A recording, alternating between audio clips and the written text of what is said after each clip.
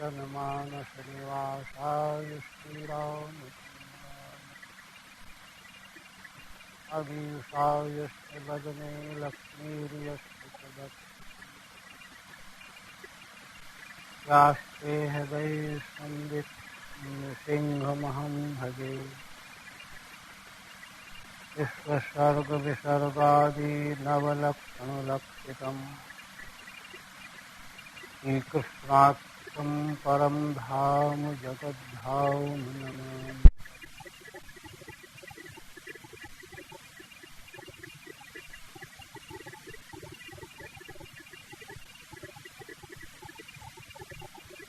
जन्मान्तरे भवेत् पुण्यं तदा भागवतं लभेत्।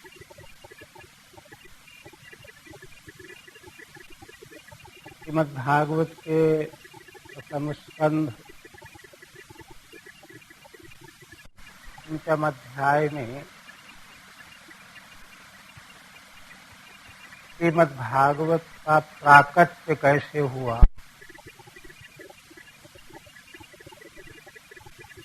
के मूलभूत प्रयोजन की विवेचना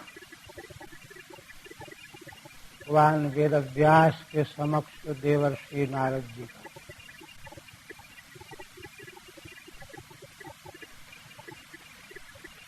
उन्होंने कह दिया कि वह दर्शन अधूरा है, इसको प्राप्त करके भी जीवात्मा संतुष्ट न हो, ये नैवासो न तुष्टे तो मन्ये तद्दर्शनम्।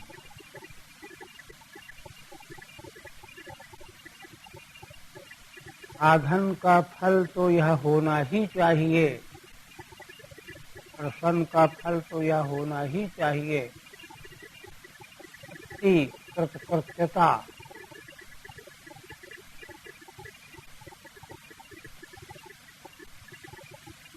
प्राप्तव्यम कृतम कृत्यम प्राप्त्यमित्युच्यते। तो वह दर्शन अधूरा है। सर्वोच्च दर्शन के ज्ञाता भगवान व्यास के बारे में देवर्षि नारद जी कहते हैं, भगवान के सगुण महिमा का आपने प्रधानता से वर्णन नहीं किया। बहुत तो किया ही है, और सब वर्णन तो देखिए साधन रूप है और जीवन के अनेकों क्षेत्रों की विवेचना है, पुरुषार्थों का निरूपण है, किंतु अंत तक उसी में लगे रहना कोई समझदारी थोड़ी है। आखिर यह सब जिसके लिए है उसको प्राप्त कर लेना चाहिए। तो उसको प्राप्त करने का मार्ग क्या है कि अब एकमात्र कि भगवान ही उत्पादन, चिंतन, वर्णन, कथन ज्ञान के विषय बन जाए। यद्यपि सारा वर्णन वेदों से लेकर के भगवान का यशोगान ही है, हरि सर्वत्र गीयते, किंतु वहाँ वे सब सारे आख्यान, सारे प्रसंग, सारे कथन प्रयोजन को लेकर के, हेतु को लेकर के प्रसंगतः लाए गए। अंतिम में तो परम प्रयोजन भगवान ही रह जाए। इसलिए ऐसा करना चाहिए। इसी का उत्पादन करते हुए देवर्षि नारद जी ने निरंजन निरुपाधिक ज्ञान से बढ़कर के भी भगवत गुणानुवाद को स्पष्ट किया। अकाम कर्म निष्काम कर्म की तुलना में भी भगवत चरित्र का गुणगान श्रेष्ठ और इसी प्रकार से तक हुआ था। अब कहते हैं मूल हो गया तब टीका रहेगी 18वें की टीका ननु स्वधर्मात्रादति कर्मणा पितृलोकः श्रुते है। पूर्व पक्षी ने शंका किया कि केवल अपने धर्म पर चल रहा है, न भगवान का भजन कर रहा है, न परम तत्व का चिंतन कर रहा है, वो भी तो वेद की श्रुति है कि कर्म वैदिक मार्ग पर चलने से पितृलोक की प्राप्ति हो जाएगी चंद्र मार्ग से। फल तो है ही, इसलिए पितृलोक प्राप्ति फलम अस्तेव, फल तो है ही। इस पर कहते हैं कि देखो असल में विचारशील को उसी फल प्राप्त करने की चेष्टा करनी चाहिए तो कहीं भी फल प्राप्त होने वाला न हो। तस्तेव हेतो प्रयते तो कोविदो न लभ्यते यद भ्रमता मुपर्यधा। पितृलोक प्राप्त भी हो जाएगा, थोड़े समय तक वहां रहेगा चंद्रलोक में, पुण्य खत्म होने के बाद पुनः उसको यहीं वापस आना पड़ेगा, फिर आकर के कर्म करेगा, फिर मान लो चला जाएगा। तो ऊपर नीचे भटकते हुए भी परम शांति निराकांक्ष निरतिशय सुख आनंद की अनुभूति नहीं हो। और विवेकी पुरुष को उसी वस्तु को प्राप्त करने के लिए प्रयत्नशील होना चाहिए। तो कर्म जन्मांतर युग युगांतर कल्प कल्पांतर कितना ही आवागमन के चक्कर में भटकता रहे, किंतु वह फल प्राप्त नहीं होने वाला हो। भ्रमता मुपर्यधः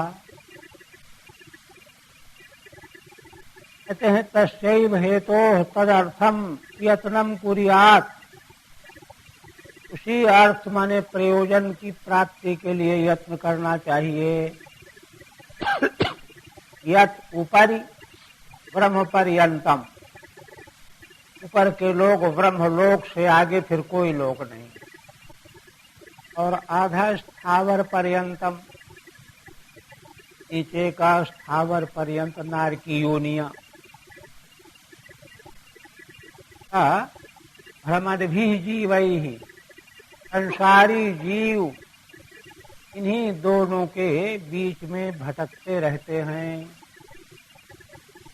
वे जीव कभी भी तो फल नहीं प्राप्त कर सकते, इससे सुख आनंद। इसी के लिए विवेकी पुरुष को यत्नशील होना चाहिए।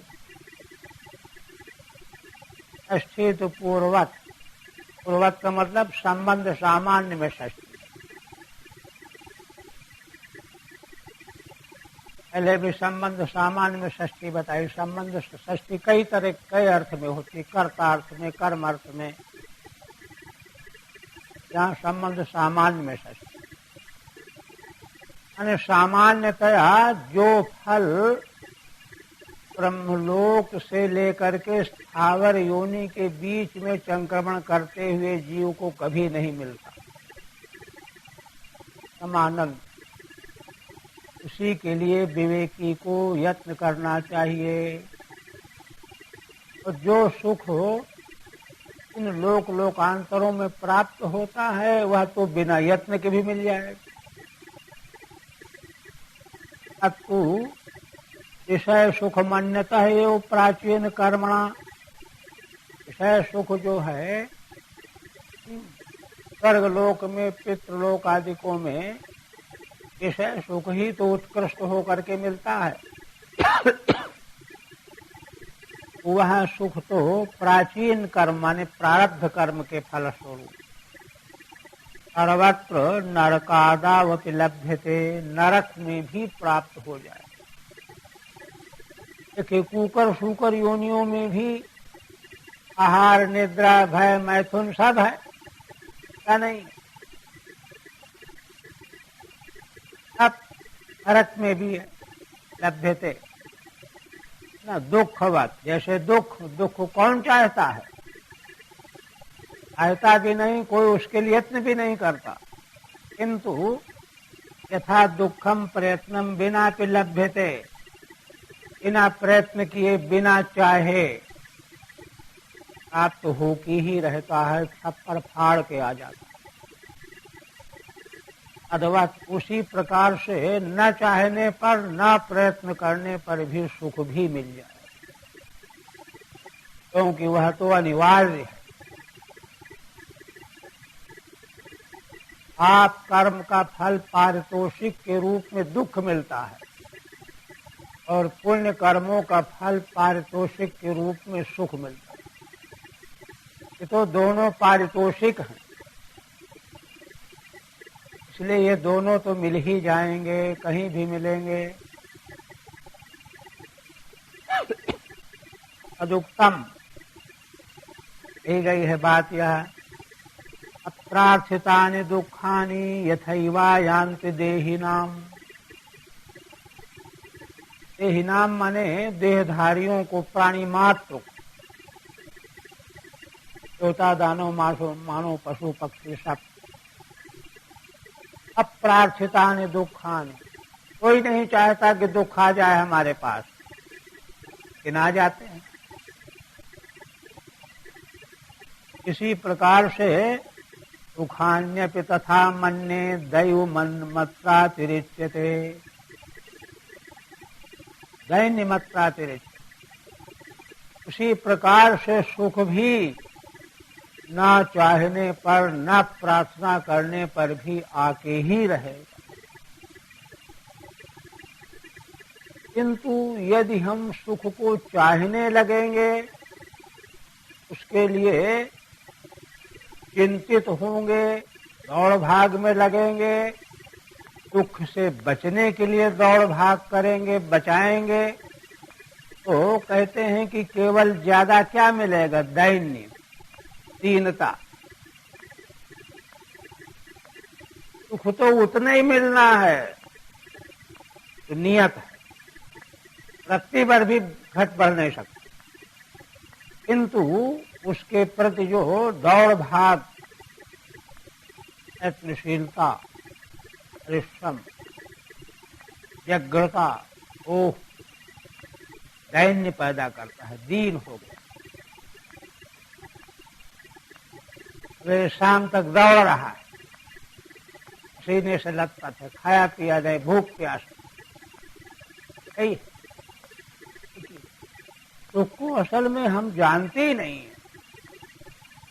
समस्कंद में धर्म का विवेचन किया गया है, तो सुख के बारे में देवर्षि नारद जी यही कह रहे हैं, सुखमस्यात्मनो रूपम, और सुंदर विवेचन। सुख तो आत्मा का स्वरूप है,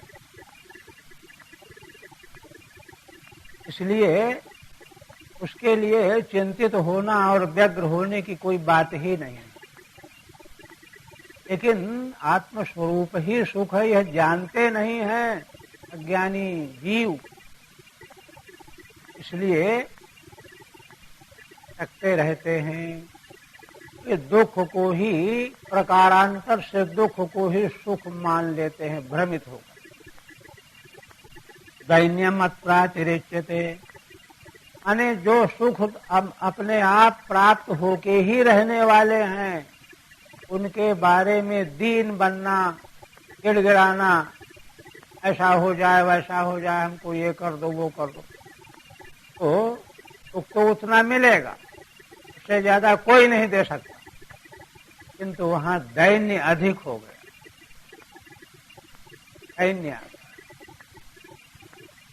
दैन्यम अत्रातिरिच्यते। इसी तरह कहते हैं यदुक्तम यत्र क्वा अभद्रम अभूत तद उपपादयति। पीछे कह चुके हैं देवर्षि नारद जी, जो अपने स्वधर्म का त्याग करके भी भगवान के प्रेम में, उनके लीला चरित्रों में रमण करने लगता है और वह परिपक्व न हो करके बीच में भी अगर साधन छूट जाता है, शरीर आदि नष्ट हो जाता है, तो उसको कोई अकल्याण की प्राप्ति नहीं होती। नहीं कोई सोचे कि अरे कर्म से तो निवृत्त हो गया है और यह जिस मार्ग में चला है वहाँ पहुँच नहीं पाया। यही प्रश्न तो छठे अध्याय में अर्जुन ने भगवान से किया, भगवान आप जिस योग का उपदेश करते हैं, कर्म छोड़ करके कोई लग जाए, इसमें पूरा उतर न पावे, बीच में जीवन समाप्त हो जाए, तब क्या होगा उसका? भगवान आश्वासन देते, अर्थ नैवेह नामुत्र विनाशस्तस्य विद्यते। विनाश की संभावना इसलिए है, शास्त्र का कर्म छूट गया ना, भक्ति योग के लक्ष्य रख करके, वो भी पूर्ति हुई नहीं उसकी। तो कहते हैं कि नहीं, तो पूर्वाभ्यास के अनुसार, आगे बहुत लंबी व्याख्या है, पूर्वाभ्यास के अनुसार वहीं से जहां भी पहुंचेगा वहीं से फिर आगे उसका फल पड़ेगा। उसी को यहाँ कहते हैं साधन करते हुए कहते हैं क्यों, क्या बात, उसका कोई अकल्याण नहीं होगा।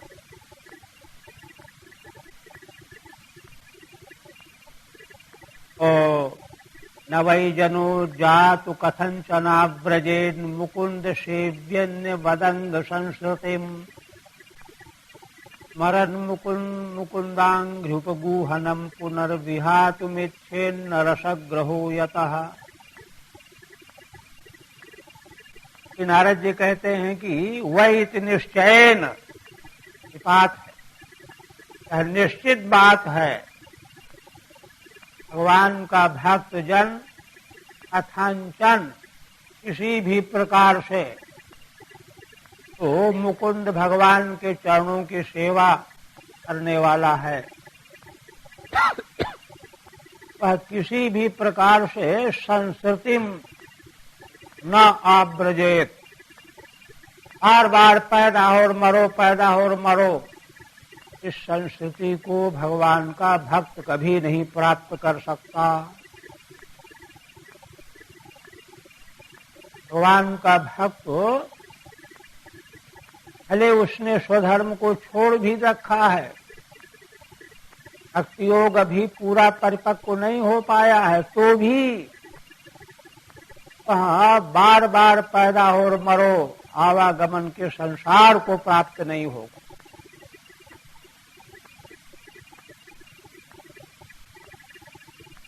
क्यों? कारण बता रहे हैं क्यों। स्मरण मुकुंदांघ्रुपगूहनम पुनः,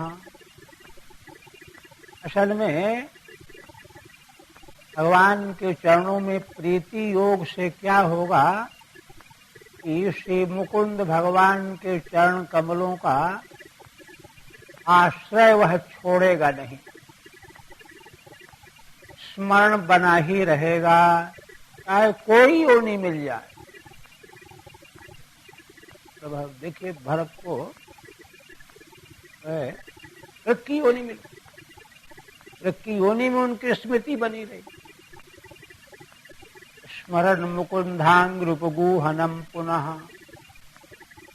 अने भगवान मुकुंद के चरण कमलों का आलिंगन हृदय से करके और स्मरण करता रहेगा, तो कहते हैं कि संस्कृति में चाहे जिस योनि में उसको जाना पड़े,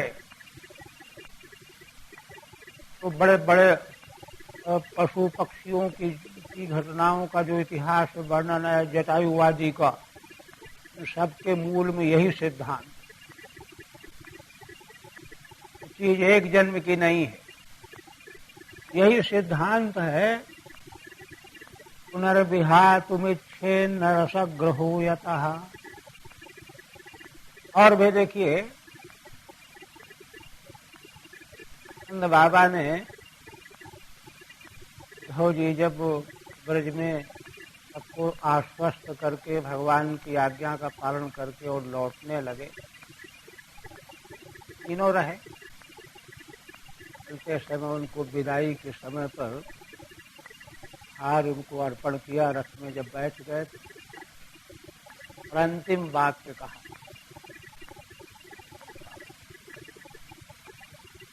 हो जी अब संसार में कुछ अच्छा नहीं लगता,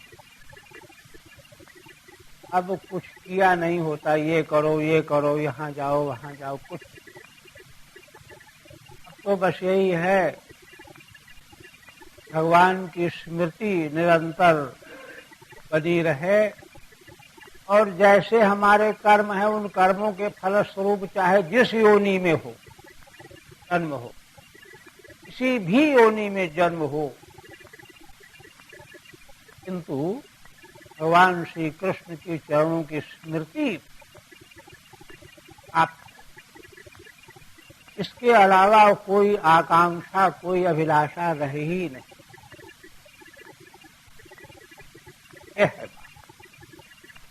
इसी को यहाँ कह रहे हैं कि वह कि भगवान के मुकुंद भगवान के चरण कमलों का उपगूहन माने हृदय में निवास करना, धारण करना, उनको फिर पुनः विहातुम नैच्छेद, उनको फिर भगवान के चरणों को हृदय से दूर नहीं करना चाहिए। चलो नहीं भजन होगा तो कोई बात नहीं, क्यों ऐसा क्यों है? इच्छे न रसग्रहो यतः, क्योंकि उसको रसग्रह हो गया है। रसग्रह का मतलब क्या होता है? प्रहलाद जी के लिए आया है भागवत में, रसग्रह गृहीतात्मा न वेद जगदीदृशम।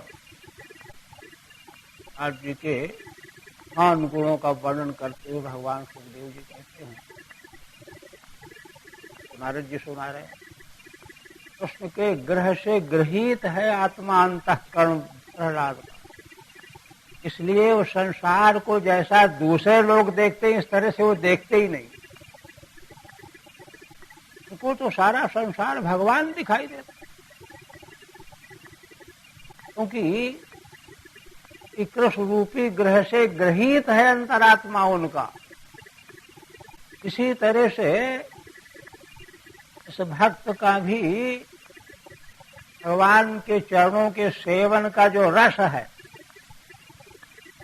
वह रस जो है ना, उसने उसको पकड़ लिया, ग्रह हो गया। अब वह उसको किसी भी कीमत पर छोड़ ही नहीं सकता, जीवन रहे चाहे जाए। रसग्रहो यतः। ठीक है, अवाइति मुकुंद सेवी जनो जात कदाचित कथंचन कुयोनि गतोपि। इधर स्वामी कहते हैं कि भगवान के चरणों की सेवा करने वाला भक्त साधु पुरुष, जात माने कदाचित, कभी भी, कथंचन कभी भी, किसी भी प्रकार से। कहते हैं कि और तो जाने दो, अगर कुयोनी में उसको जन्म मिल गया हो, जैसे गृध्र बन गया, मृग बन गए, अतोपि संस्कृतिम ना ब्रजेत, तो भी वह संसार के आवागमन में नहीं पड़ता। ना विषेद, प्रवेश नहीं करता। शरीर उसका है, किसी भी योनि का है, किंतु उसके भीतर जो सूक्ष्म उसका स्वरूप है, भक्त स्वरूप। अंग अहो, अंग संबोधन भी है और आश्चर्यार्थक।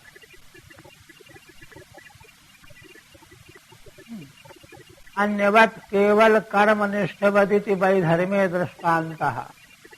कहते हैं जो केवल कर्मनिष्ठ है, कर्मनिष्ठ होने वाला तो कर्म में अगर वैगुण्य आया तो कुयोनी मिलेगी, तो कुयोनी मिलेगी तो उसका फल भोगना पड़ेगा। किंतु इसको कुयोनी मिल करके भी फल भोगना नहीं पड़ेगा, बहुत बड़ा अंतर है। वैधर्म का दृष्टांत है, अन्य की तरह से नहीं। उतेत्यता ऐसा क्यों है, ये विशेषता क्यों है? मुकुंदांध्रे उपगूहन आलिंगनम पुनः स्मरण विहातुम नेच्छे। भगवान श्री कृष्ण के चरण कमलों का जो आलिंगन है, फिर जो है वह उसको छोड़ नहीं सकता। उनकी स्मृति कभी भी नष्ट नहीं होती। ये तो अयम जनो रसग्रह, क्योंकि यह रसग्रह है, रस के द्वारा खींचा हुआ है, गृहीत है। रसेन रसनीयेन गृहीते वशीक्रियते। रस माने रसनीय, भगवान का रसो वैसा। भगवान स्वरूप ही परम रस स्वरूप है, रसो वैसा रसनीय है। रसम हेवायम लब्ध्वा आनंदी भवति। रस स्वरूप भगवान आनंदामृत सिंधु हैं।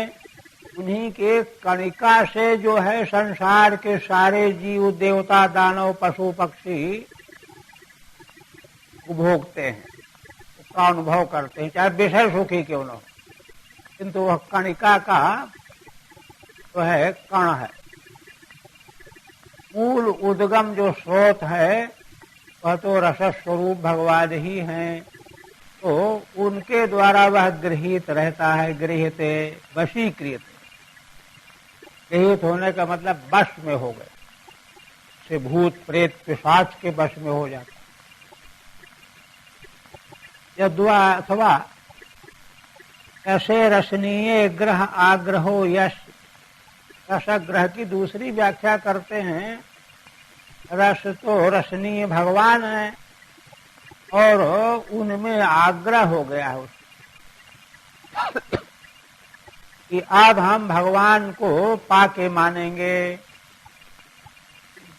मर जाएंगे लेकिन भगवान को छोड़ेंगे नहीं, ये आग्रह।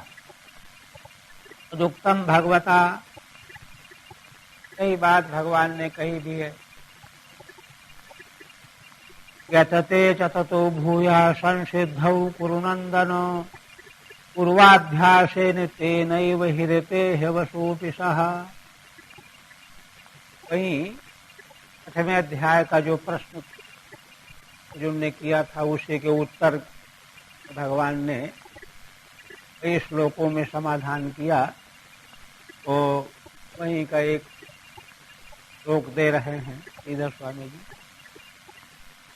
कि बस जहाँ से शरीर पात हो गया और भगवत धाम प्राप्ति नहीं हुई, उसका विनाश नहीं हो गया, भले उसने स्वधर्म का त्याग कर रखा है, वह कई प्रकार बताए गए हैं। वहाँ अगर किसी वासना वसात पूर्णता रही है तो वासना वसात जो है उसको उच्च कोटि का फल मिल जाएगा। एक प्रकार वहाँ 3 प्रकार बताए। और फिर वहाँ जन्म मिलने के बाद वह जो वासना थी, आकांक्षा थी, वह भी पूरी हुई और आगे फिर भगवान के मार्ग में। इसीलिए देखिए वहाँ कहा है, शुचि नाम श्रीमताम गेहे पवित्र श्रीमान के घर में जन्म लेता है। और वही योग मार्ग में वो अधूरा रह गया, अपूर्ण रह गया, योगी, तो वहाँ पवित्र श्रीमान के घरों में जन्म लेता है। पवित्र श्रीमान का मतलब यह है कि जहाँ धन का उपयोग धर्म की दृष्टि से होता हो, विनियोग, धन का उपयोग कैसे कैसे करना चाहिए, सब शास्त्र की व्यवस्था के अनुसार विनियोग जहाँ होता है, वही पवित्र श्रीमान के घर में जन्म लेता है। ऐसा सब व्याख्या वहाँ है। तो यथते च ततो भूयः, और वहाँ जन्म लेकर, क्योंकि वासना थी तो वासना की पूर्ति भी हो गई, वहाँ जन्म हो गया। और पुनः जो है जहाँ से साधना छूट गई थी वहीं से फिर आगे चल पड़ा। यतते च ततो भूयः संसिद्धौ कुरुनंदन, एक कुरुनंदन अर्जुन संसिद्धि प्राप्त करने के लिए वहीं से आगे फिर यत्न करना शुरू कर दे। इसीलिए तो उच्च कुलीन व्यक्ति हैं, वे जब साधन को अपनाते हैं तो उनके साधन में सच्चाई हो और वे परिश्रम कर शील हो। पूर्वाभ्यासेन तेनैव ह्रियते ह्यवशोऽपि सः, पूर्व के अभ्यास, पूर्व में महाभारत में एक वचन है, जन्मनाम सहस्रेषु बुद्धिर्या भाविता पुरा, हजारों जन्मों में जैसी बुद्धि हमारी भावित चली आ रही है पहले के, आमेव भजते जंतु उपदेशो निरर्थक, उपदेश उसके लिए निरर्थक होता। इसीलिए आरंभ से, बाल काल से ही तो है कर्म कर्म के भगवत प्रीति के संस्कार बनाए जाते, वही इकट्ठा होते होते होते पूंजी तैयार होती, उससे जो है उसका साधन पौष्कल्य आ जाता है। तो इसलिए पूर्वाभ्यास के कारण वह साथ छोड़ दे। हाँ, तो वचन और भी है, शब्द ब्रह्माति वर्तते, भगवान का ये इसी पसंद, शब्द ब्रह्म जो वेद की आज्ञा उसका अतिक्रमण कर देता। मार्कंडेय पुराण में एक जड़ पुत्र और पिता का संवाद बड़ा लंबा है, क्या कहनी है। पिता बड़े दुखी थे, से छोटा था, गूंगा था, बोलते ही नहीं था, और पिता इसी दुख में बीमार रहने लगे। 8 पुत्र थे, वो तो वेद वेदांग के विद्वान बन गए, कुछ बोलते ही नहीं। 12 साल 14 साल हो गए, बड़ी कोशिश की, गायत्री मंत्र पढ़ा दे, यज्ञ पवित्र कर दे। अब बालक गूंगा नहीं था, उसने देखा कि पिताजी बीमार पड़ गए और मेरी ही चिंता में ये मरणासन हवाल को प्राप्त हो रहे हैं, इसलिए मुझे कुछ कमरे में लेटे हुए तो मार्कंडेय पुराण कथा क्या स्पर्श किया और पिताजी मेरे लिए उद्विग्न हो रहे हैं, दुखी हो रहे हैं, शुभ आपके प्रयोग। वो तो सारी बीमारी दूर उछल के बैठ गए, गले लगा लिया, कह रहे बेटा तुम तो बोलते हो, तुम वही हो, तुम सर गदगद हो। बालक ने कहा कि पिताजी गूंगा नहीं, यहीं से लेकर के 15 अध्यायों लंबा विवेक, उसने बताया कि मैं इतने जन्मों का मुझे याद है, एक जन्म में ये रहा, ये रहा, ये रहा, ये किया, ये किया, ये किया, यहाँ गया, यहाँ गया, यहाँ, लेकिन मुझको कहीं भी कुछ भी सार दिखाई नहीं। इसलिए मैंने तय कर लिया था पिछले जन्म में मृत्यु आने के पहले कि अब मैं संसार में जन्म लेने के बाद कुछ नहीं करूं, निष्कर्म। इसलिए उसी संकल्प के अनुसार मैं अपना जीवन यापन कर रहा हूं। तो वहाँ श्राद्ध वगैरह के बारे में बड़ा बहुत उच्च कोटि का विषय है वहाँ। तो कहने का मतलब यह है कि जन्म जन्मांतर के अभ्यास का ये फल होता है। अब देखिए एक बड़ी महत्वपूर्ण बात आगे ला रहे हैं। अदेवं भगवल लीलाम प्राधान्येन वर्णयित्युक्तम। यहाँ तक देवर्षि नारद जी ने भगवान व्यास को बताया कि प्राधान्यतया भगवान की लीलाओं का वर्णन करो। मुख्य रूप से भगवत लीला का वर्णन आपने नहीं किया, सूक्ष्मात सूक्ष्म परिस्थितियों का, धर्मादिकों का निरूपण तो भले किया, इसीलिए आप असंतुष्ट अशांत खिन्न बने हुए।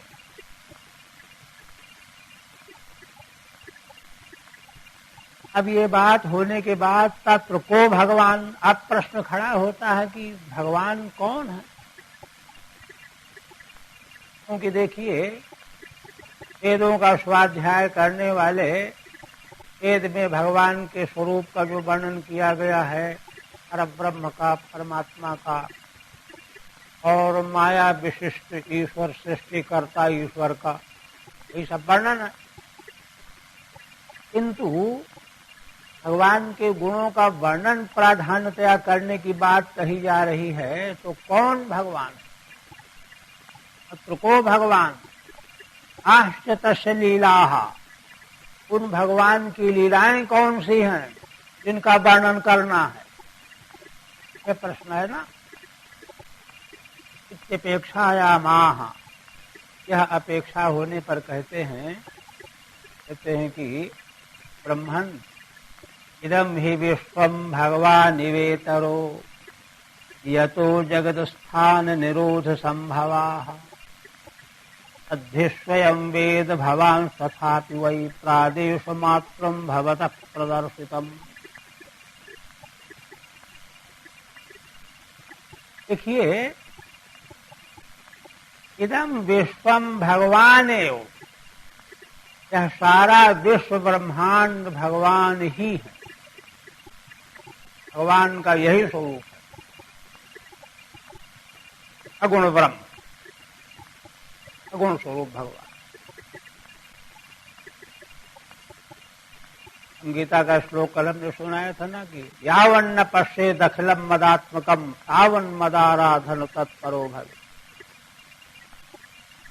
विश्व ब्रह्मांड जो है भगवत स्वरूप दिखाई पड़ने लगे। तो इदम ही विश्वम भगवान वेतरः। और देखिए यहाँ पर वेदांत शास्त्र की बात भी आ गई है। आर्य कारणान्यत्व सिद्धांत के अनुसार परब्रह्म ही जगत है। जगत परब्रह्म से अलग नहीं है, भिन्न नहीं है, किंतु ब्रह्म जगत से भिन्न है, जगत ब्रह्म से भिन्न नहीं है।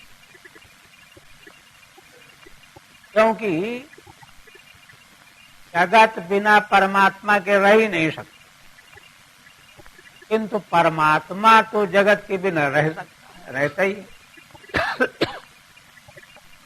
जगत नहीं था तो परमात्मा तो था ही, थोड़े जगत नहीं तो परमात्मा भी नहीं। तो इतर का मतलब यह है कि यह जगत ब्रह्म पर भगवान ही है, किंतु भगवान को केवल इतने न समझ लेना, भगवान जगत से इतर भी। केवल जोर इस पर है कि जगत विश्व भगवान ही हैं, ये दृष्टि। यतो जगत स्थान निरोध संभव। कारण क्या है? क्योंकि जिनसे संसार की स्थिति, निरोध और संभव माने उत्पत्ति, एकदम वही श्रुति है छांदोग्य की। सर्वं खल्विदं ब्रह्म जलानीत शांतोपासीत। यह सब कुछ खलु शब्द निश्चयार्थक निपात, यह निश्चित रूप से यह सब कुछ ब्रह्म ही है। क्यों? जलान अस्मात् जातम तज्जम, तो वस्तु जिससे पैदा होती वही रूप होती। मिट्टी से बना घड़ा मिट्टी ही है, सोना से बना कुंडल सोना ही है। इसलिए अस्मात् जातम तज्जम, और अन माने अनित चेष्टते, अस्मादेव अनित चेष्टते तदनम। उसी परमात्मा से ही यह ब्रह्म से ही चेष्टा भी कर रहा है। माने परमात्मा ही अणु अणु परमाणु परमाणु में व्याप्त होकर के अंतर्यामी रूप से चेष्टा कर रहा है और उसी में लीन हो जाता है। इसलिए तल्लम अस्मिन् लीयते, इति तल्लम अज्जम च तदनम च तल्लम च तज्जलान। इसलिए यह सब कुछ ब्रह्म ही है। यही बात कह रहे हैं, यतो जगत स्थान निरोध संभवा। ये जरूर है कि ब्रह्म जो है जगत से स्वतंत्र भी है। अध्य स्वयं वेद भवान तथापि वही, इस बात को आप स्वयं जानते हैं। भगवान व्यास तो ब्रह्मसूत्र की रचना कर चुके हैं, वेदों का व्याख्यान कर चुके हैं, इसलिए आप स्वयं जानते हैं। तथापि वही प्रादेश मात्रम भवतः प्रदर्शितम, किंतु इस समय प्रादेश मात्र संकेत मात्र हम आपको कर रहे हैं, क्योंकि इस समय आप छिन्न है ना, छिन्नता में और किसी दूसरी चिंता में ज्ञान लुप्त हो जाता, इसलिए हम संकेत मात्र कर रहे हैं। इधर स्वामी कहते हैं कि वो भगवान काष्ठ तस् लीला, वो भगवान कौन है जिनकी लीलाओं का प्राधान्यतया वर्णन करना चाहिए। तो कहते इदम विश्वम भगवान एव, भगवान को कोई लोटा डोल लेकर के ढूंढने नहीं जाना है, यह सारा विश्व भगवान ही हैं। अतु अस्माद विश्वाद इतरः, तो कोई कहे कि बस भगवान इतने ही है, तो नहीं, भगवान तो इस विश्व से इतर भी हैं। असल में भगवान ने विश्व को बनाया ही इसीलिए कि जीव विश्व ब्रह्मांड के माध्यम से पुरुषार्थ भागी बन सके। भगवान तो इससे इतर भी हैं। अतु अस्मात् विश्वात् इतरः, ईश्वरात् प्रपंचो न पृथक, प्रपंच ईश्वर से पृथक नहीं हो सकता, किंतु ईश्वरस्तु प्रपंचात् पृथक इत्यर्थः, ईश्वर तो प्रपंच से पृथक है ही, प्रपंचातीत है ही। अत्र हेतु बता रहे हैं, यतो भगवतो हेतोर जगतः स्थित्यादयो भवन्ति, इन भगवान के ही संसार की स्थिति प्रलय उत्पत्ति आदि हो रहे हैं। अच्छा, तो इसलिए उत्पत्ति स्थिति लय के अधिष्ठान भगवान तो स्वयं संसार के रूप में विश्व के रूप में प्रकट हो रहे हैं। यानी एक भगवान का स्वरूप प्रपंचातीत और एक विश्व रूप विश्वात्मा। लीलाएं क्या हैं भगवान की? अनेनैव लीला अपि दर्शिताः, माने भगवान से संसार कैसे उत्पन्न होता है, कैसे स्थित बना रहता है, कैसे लीन होता है, ये सब क्रियाकलाप ही भगवान की लीलाएं हैं। और यह विश्व ही भगवान का स्वरूप है, प्रकट प्रकाशित स्वरूप। क्योंकि यदि भगवान विश्व के रूप में प्रकट न होते, भगवान को प्राप्ति का दूसरा कोई उपाय संभव ही नहीं। भाष्य में भी भगवान शंकराचार्य कहते हैं कि यदि परमेश्वर ने नाम रूप का प्रकाशन न किया होता तो उसका जो अपना कूटस्थ रूप है, प्रज्ञात्मा प्राग का बोध होने का कोई रास्ता नहीं था, कोई उपाय नहीं। इसलिए यद्वा अथवा इदम विश्वम भगवान, दूसरी व्याख्या करते हैं। पहला वाक्य वही है, यह विश्व ही भगवान का स्वरूप है। और इतर का मतलब इतर इव, यह सा तो इतर की तरह से प्रतीत होता है। कौन? जीव। जीव को हम देखते हैं ना कि ईश्वर से इतर की तरह प्रतीत हो रहा है। जीव और जगत, जीव और जगत ये दोनों ब्रह्म से, परमेश्वर से, परमात्मा से इतर की तरह प्रतीत होते हैं। और कुछ आचार्यों ने तो इनको इतर माना ही है, वेदवादी दर्शनों में। किंतु वेदांत की दृष्टि में इतर है नहीं, इतर की तरह प्रतीत हो रहा है। जीवोपि इतर इतर यह सा जीवोपि भगवान, इतर की तरह से, जीव की तरह से जो अलग प्रतीत हो रहे हैं वह जीव भी भगवान ही हैं। और चेतना चेतना प्रपंच तथा तद्व्यतिरेकेण नास्ति। और इतना ही नहीं, चेतन जीव, अचेतन जगत, प्रकृति, प्राकृत प्रपंच, जड़ प्रपंच, ये दोनों चेतना चेतन प्रपंच तद्व्यतिरेकेण माने भगवान से अतिरिक्त कहीं है ही नहीं। सर्वाधिष्ठान भगवान से अतिरिक्त नहीं है। तद्व्यतिरेकेण नास्ति सा एव एकस्तत्वमित्यर्थः। इसलिए परमार्थतः एक वही भगवत तत्व ही है। वही भगवत तत्व जीव और जगत के रूप में प्रतीत हो रहा है, किंतु जीव और जगत के रूप में प्रतीत होने पर भी वह है भगवान ही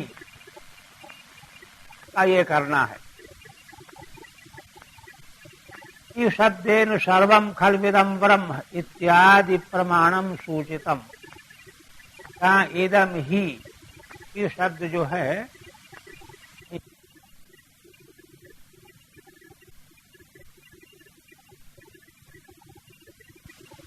इत्यादि प्रमाणम सूचितम, अध्य स्वयमेव भगवान, स्वयमेव भगवान वेद।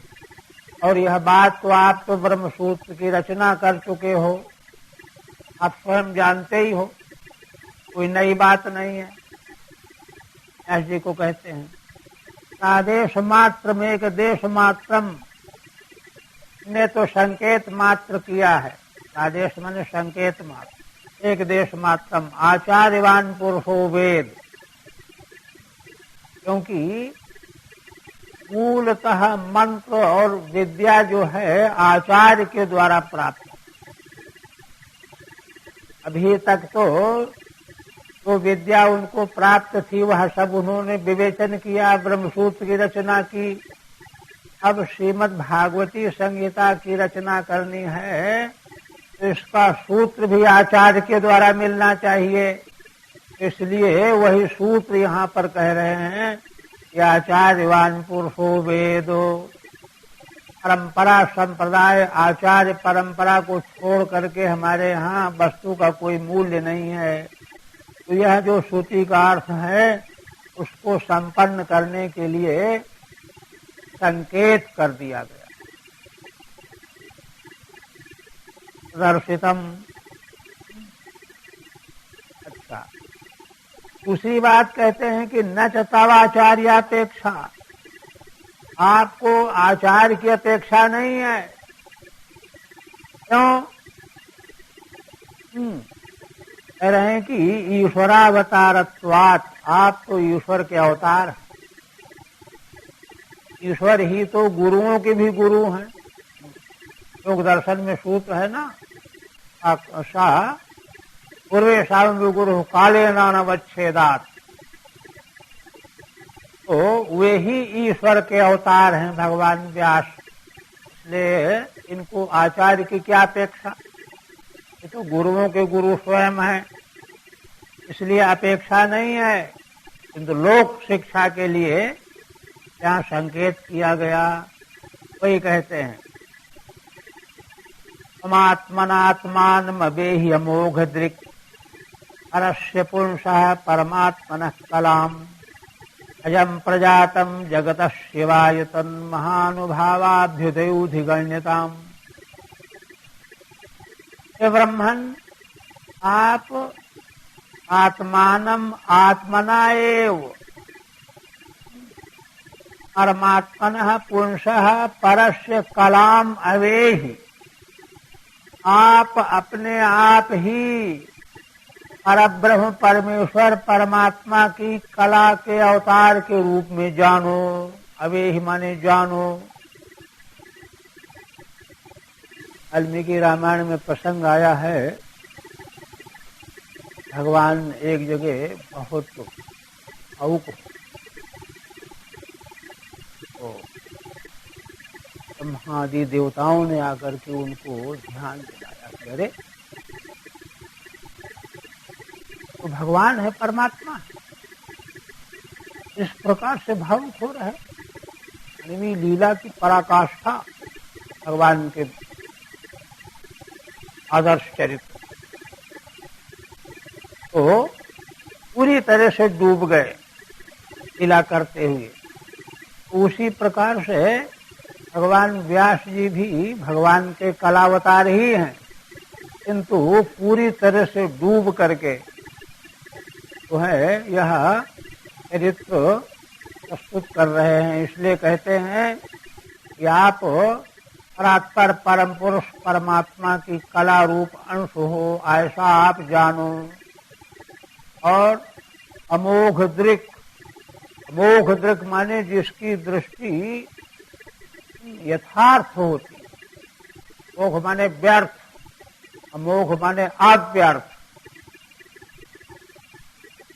सत्य संकल्प, ईश्वर के संकल्प हमेशा अवितत होते हैं। जीवों का संकल्प तो ईश्वर की कृपा हो जाए तो पूरा हो जाए, नहीं कोई ठिकाना नहीं हो न हो, किंतु भगवान के संकल्प तो अमोघ होते। मोघ दृक् हो। अजम प्रजातम जगत शिवायतन, आप हो तो अजन्मा, भगवान तो अजन्मा है, किंतु अजन्मा होते हुए भी जगत शिवाय प्रजातम, यह समझो कि संसार का कल्याण करने के लिए आप प्रकट हुए हो। वो तो अजन्मा परमेश्वर परमात्मा। जगत शिवायतन महानुभावाभ्युदयोधिगण्यताम। तो कहते हैं कि अच्छा, संसार के कल्याण के लिए हमने जो अवतार लिया है तो कैसे संसार का कल्याण होगा। तो कहते हैं तन महानुभावाभ्युदयोधिगण्यताम, कि भगवान परब्रह्म परमेश्वर परमात्मा के अभ्युदय प्रकट करने वाले लीला चरित्रों का वर्णन करो, सुनाओ, वर्णन करो। उनको जो सुनेंगे सुनाएंगे उनका कल्याण हो जाएगा। ठीक है। कहते हैं कि त्वमिति, हे अमोघ दृक्, आप अमोघ दृष्टि वाले हो। त्वमात्मना स्वयं आत्मानम अजम एव संतम जगत शिवाय प्रजातम अवेहि। आप अपने को अपने आप ही अजन्मा परमात्मा होते हुए भी जगत शिवाय प्रजातम अवेहि, संसार के कल्याण के लिए आप प्रकट हुए हो, ऐसा जानो, ऐसा। हाँ, रामायण जो योग वासिष्ठ है वहां पर जो है भगवान श्री राम को वशिष्ठ जी का उपदेश 50,000 श्लोक वाला तो लोक कल्याण के लिए भगवान ने वहां अज्ञानी का पार्ट नहीं जा। ज्ञान वैराग्य का बड़ा विशद वर्णन है, संसार के किसी साहित्य में नहीं मिलेगा ऐसा बात। तो ऐसा जानो अपने को, कुतः परस्य पुरुषः कलाम अंशभूतम, कहाँ से जन्म लिया आपने? तो परात्पर पुरुष परमात्मा ये अंश कला रूप हो। तस्मान महानुभावस्य हरे अभ्युदय पराक्रमः, इसलिए भगवान श्री हरि के अभ्युदय का, पराक्रम का, लीला चरित्रों का अधिकम गण्यताम निरूप्यताम, उनका आधिक्येन विशेषेण प्रधानतया आप निरूपण करो। और कहते हैं यह बात बहुत ही अनिवार्य है, आवश्यक है, और इसके संबंध में सदाचार की परंपरा भी है। वेद वाक्य, स्मृति वाक्य, सदाचार की परंपरा। कहते हैं इदम ही पुंसस् तपसा श्रुतस्य वा इष्टस्य सूक्तस्य च बुद्धिदत्तयोः अविच्युतोऽर्थः कविभिर्निरूपितो यदुत्तम श्लोक गुणानुवर्णनम। नारद जी कहते हैं ब्रह्मन देखो, पुंसः मनुष्य मात्र तपस्या, श्रुत माने ज्ञान, और इष्टस्य माने अर्चा पूजा, सूक्त माने स्तुति, और बुद्धि माने ज्ञान, और दत्त माने दान। ये जितने साधन हैं, तपस्या करो, ज्ञान अर्जन करो, आराधना करो, दान करो, स्तुति करो, इन सबों का अविच्युतोऽर्थः कविभिर्निरूपितो यदुत्तम श्लोक गुणानुवर्णनम, माने ये जितने साधन शास्त्र में कहे गए हैं, तपस्या से लेकर के सबके सब है, लक्षण है, सारे साधन शास्त्र के द्वारा कहे गए। इन सबों का अविच्युतोऽर्थः कविभिर्निरूपितः, अभी माने त्रिकालज्ञ ऋषियों ने यही इनका अविच्युत अर्थ माने प्रयोजन निरूपित किया है, इनका फल बताया है। क्या फल बताया है? यदुत्तम श्लोक गुणानुवर्णनम, उत्तम श्लोक जो भगवान हैं, उत्तम जनों के द्वारा जिनका यशोगान किया जाता है, ऐसे भगवान के गुणों का अनुवर्णन करना। अनुवर्णन शब्द का मतलब है कि जो वेद में गाए गए हैं, पुराण इतिहास में गाए गए हैं, मनमाना नहीं, उसको सुना जैसा है परंपरा से, आचार्यों से, उसका वही का अनुवर्णन करना।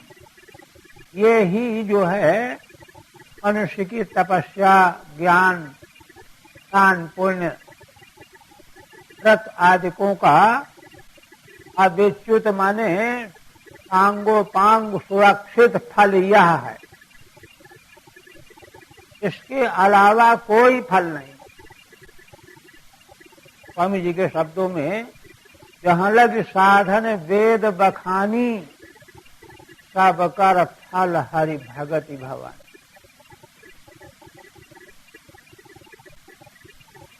वैदिक परंपरा का शास्त्र सुदयुक्तम श्लोक गुणानुवर्णनम।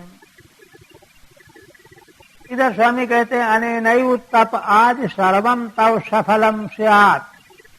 अब तक जो आपने तप किया, आराधना किया, व्रत किया, वेदों का स्वाध्याय किया, अध्यापन किया, यज्ञ किया, गुरुओं की सेवा की, अग्नियों की सेवा की, अग्निहोत्र किया, सब वर्णन किया न पीछे, इसका साफल्य अब आने वाला है। अनेनैव तपाद सर्वम तव सफलम स्यात् इत्याह इदम ही उतादयो भावे निष्ठाः। यहाँ पर जितने भी पद श्रुत है, इष्ट है, सूक्त है, दत्त है, इनमें सब में भाव में अक्ता प्रत्यय किया गया है। व्याकरण शास्त्र की बात है। भाव में अक्ता प्रत्यय करने का मतलब रहे कि भाव में प्रत्यय जब होता है तो उसका अर्थ क्रिया के अलावा और दूसरा नहीं होता। जैसे देखिए, अचनम पाकः, पाक किसको कहते हैं? अचन को, पकाए जाने को, पकने को पाक कहते हैं, है ना। और इसी में अगर अर्थ बदल दिया जाए, दूसरे से प्रत्यय कर दिया जाए, पकाने वाला पाचक हो गया, अर्थ बदल गया। यहाँ पर भाव में अक्ता प्रत्यय बता रहे हैं श्रीधर स्वामी का मतलब, इतने भी यहाँ आप श्रोत आदि जो साधन बताए जा रहे हैं, है ना, माने श्रवणम श्रुतम, सुनना, इसीलिए माने उनका फल अर्थ वहां नहीं है। उनको सुनते रहो, फल क्या होगा फल की चिंता न करो, फल ये आएगा। इसीलिए देखिए नित्य कर्मों का इस पर बड़ा शास्त्रार्थ है। नित्य कर्मों का फल क्या है कि नहीं है, मीमांसक और वेदांतियों का बड़ा शास्त्रार्थ चलता है और सब बातें। तो वहां कहा यह गया है कि नित्य कर्म के बारे में कहा गया कि फल कुछ नहीं भी कहा गया हो तो भी कुछ ना कुछ फल तो होगा। कहा ना, कोई फल नहीं। तो उस परिभाषा की गई है अकरणे प्रत्यवाय साधन। नित्य कर्मों को नहीं करोगे तो प्रत्यवाय तो लगेगा, लेकिन करोगे तो फल नहीं बताया, उसी प्रकार से सूत, तप, इष्ट, अर्चा आदि का फल वहां मत सोचो। ये वेद की आज्ञा है, भगवान की आज्ञा है, करो बस, उसका फल यह आ जाएगा जो आप कह रहे हैं। इद में हुए तपश्रवणादे है अविच्युतो जित्यो अर्थः फलम। उस समय तो पूछ रहे थे कि हम तपस्या क्यों करें, ज्ञान क्यों करें, अर्चा क्यों करें, अब उसका फल आ रहा अपने आप। तो क्या फल आ रहा है?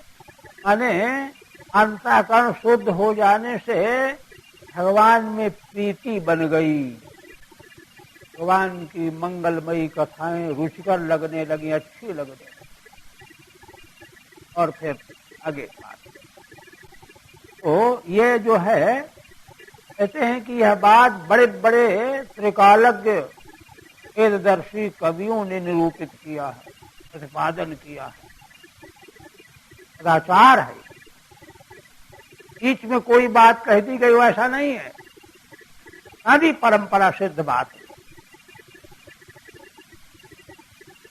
तो इसलिए कहते हैं कि उत्तम श्लोक से गुणानुवर्णनम इति यत्। उत्तम श्लोक जो भगवान हैं, उत्तम श्लोक तो और कोई है ही नहीं, उन्हीं के मंगलमय गुणों का वर्णन करना ही फल है।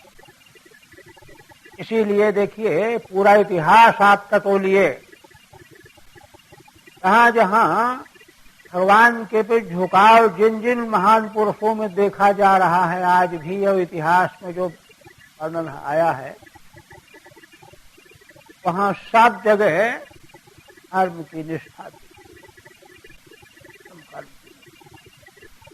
फल नहीं जानते कि इसका फल क्या होगा क्या नहीं होगा। भागवत असल में श्रीमद् भागवत के महत्वपूर्ण मूलभूत नींव का जो अंश है उसकी ओर ध्यान ही नहीं कोई देता। तो ब्रजांगनाएं जो हैं देखिए प्रातः काल तक करके संध्या नहाना धोना, विधि बनाना, आरती करना, पूजा करना, सब पूजा विधि बनाती, बनना और कितनी आस्था निष्ठा विश्वास। शिशु को जो है असुर से आक्रांत होने के बाद जो है बहू के पूंछ से झाड़ रहे हैं, मूत्र का स्पर्श करा रहे हैं, गोबर लगा रहे हैं। आज का आदमी जो है समझता है ये है, इनके प्रति आस्था ही नहीं है। यही परम विशुद्ध शब्द जो है जीवन को एकदम शुद्ध सांगोपांग निर्मल बनाने वाले साधन। इनको हम तिलांजलि देकर इनको क्या मिलेगा? शुरुआत यहीं से करनी पड़ेगी, यहीं शुरुआत करनी पड़ेगी। इसलिए वहां फल कुछ नहीं समझ में आता तो कोई चिंता न करो, किंतु वही जो है परंपरा की जो बात है, वैदिक सनातन परंपरा की जो हमारे अंत हैं बहुत मूल्यवान। आज उनकी एक स्वर से उपेक्षा हो रहे हैं। वही थोड़ा देखा जाता है जो ज्यादा पढ़े लिखे नहीं है वो उसको चला रहे हैं किसी तरह से, बाकी जो पढ़े लिखे हो गए वो बेकार समझने लगे। यह है दुर्भाग्य, देश का दुर्भाग्य है। ये कह रहे हैं कि अब देखिए इतना वर्णन करने के बाद कह रहे हैं असंगतो हरि कथा श्रवणादि फलम स्ववृत्तांतेन प्रपंचेत। अब श्री नारद जी उक्त सिद्धांत को और पुष्ट करने के लिए अपना दृष्टांत दे रहे हैं। कई माने कल्पांतर का दृष्टांत दे रहे हैं। माने ये चीजें धर्म कर्म और सत्संग जो है कल्प कल्पांतर तक हमारे साथ रहता है। यह है बात। यहाँ क्या कहते हैं?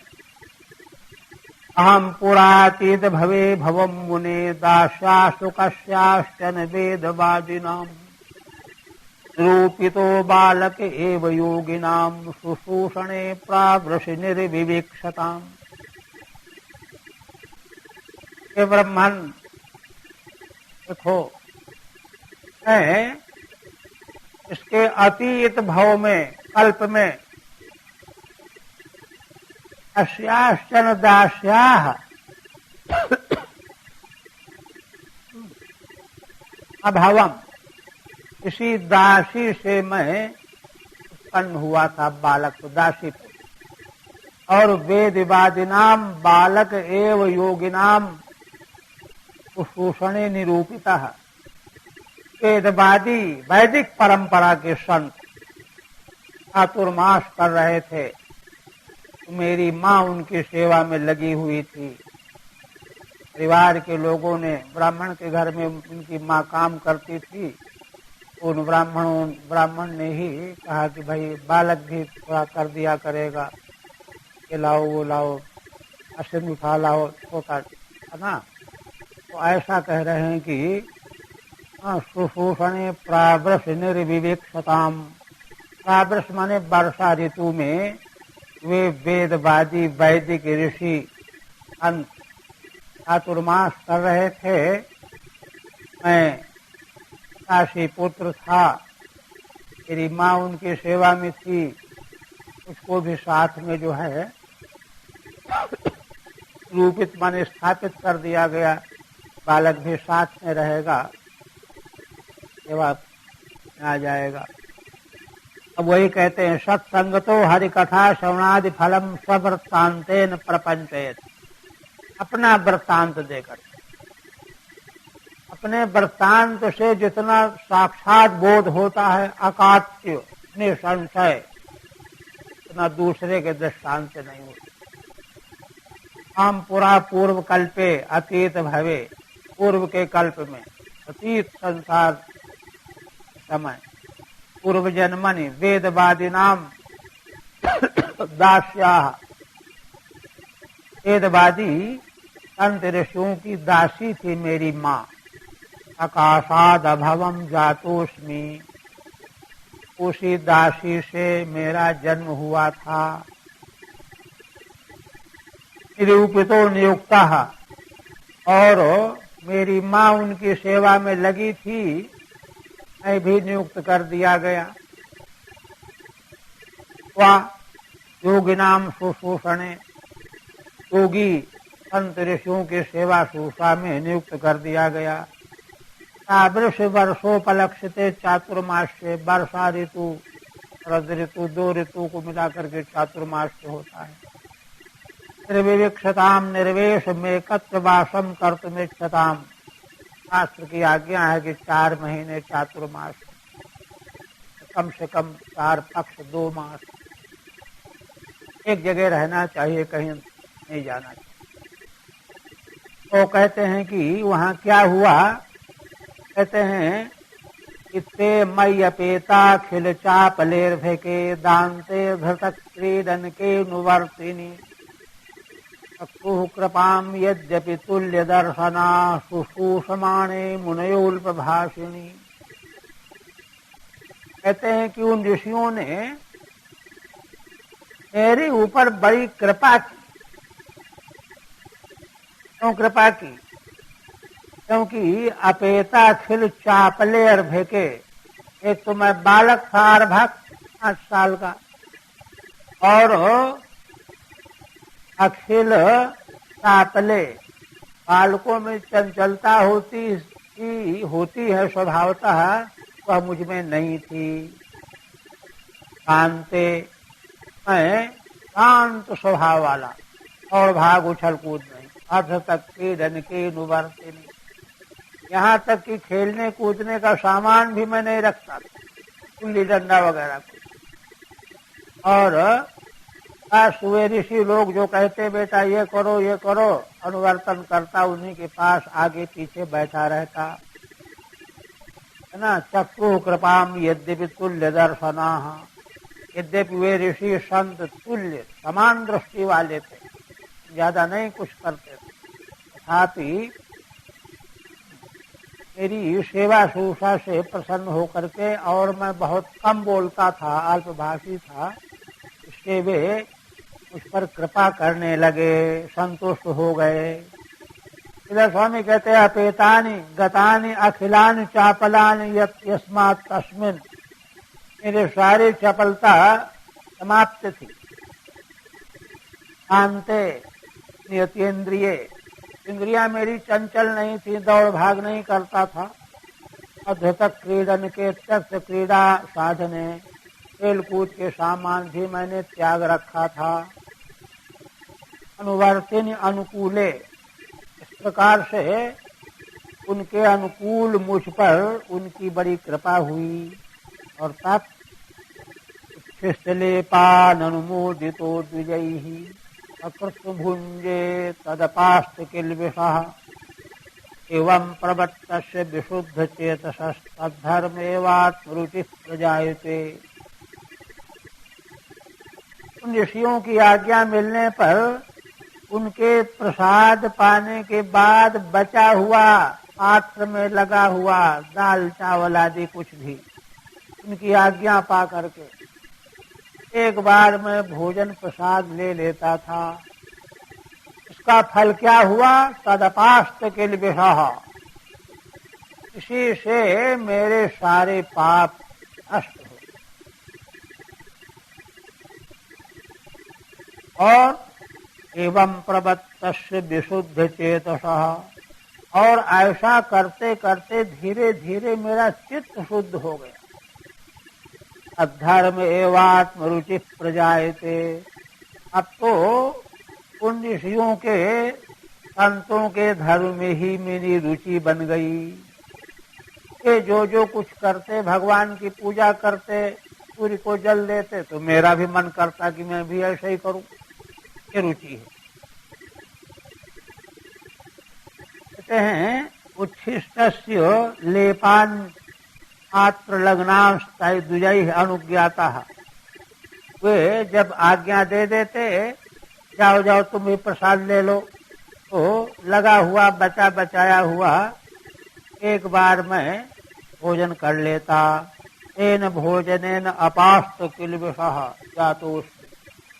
उस उच्छिष्ट भोजन करने से मेरे सारे किल्बिष नष्ट हो गए।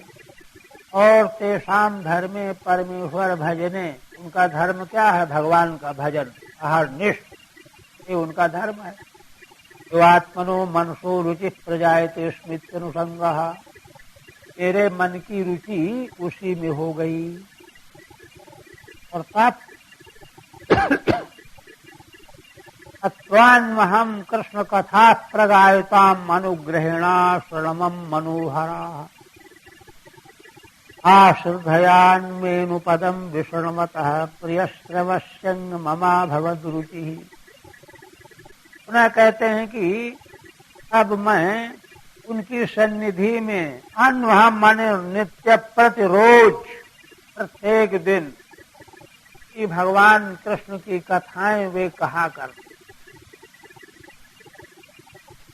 लगायताम, उनका अनुग्रह हो गया। मैं पूछता कि मैं बैठूं मैं भी सुनूं, वो कह देते बैठो बैठो सुनो सुनो। अश्रणमम मनोहरा। भगवान की कथाएं तो इतनी मनोहर होती हैं कि कोई भी प्राणी उनसे खींचे बिना रह ही नहीं सकता। तो बाल मन का तो कहना ही क्या है। बाल मन में तो अत्यधिक जो है आकर्षक भगवान की लीला चली। आश्रद्धयामेनुपदं विष्णुमतः। भगवान की उन कथाओं को श्रद्धा पूर्वक जब मैं सुनता रहा तो प्रिय श्रवस्यंग ममा भवद रुचि। तो सुनने में बड़ी ही जो है प्रिय लगने वाली थी।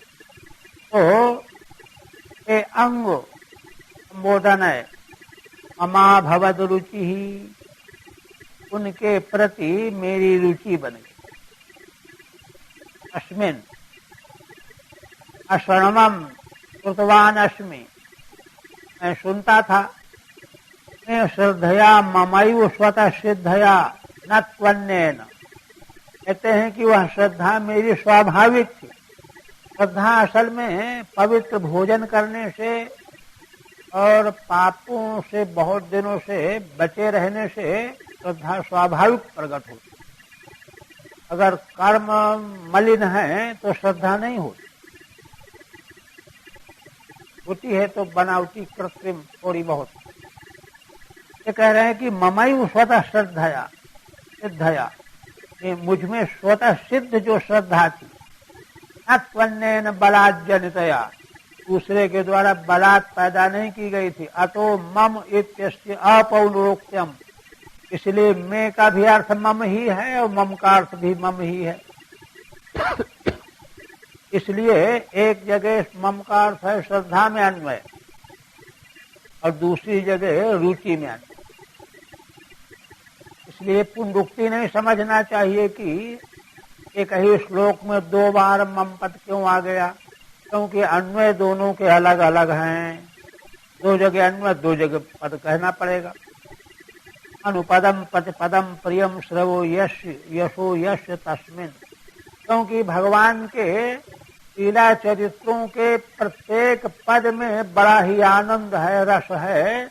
इसलिए सुनते सुनते मेरी रुचि बन गई।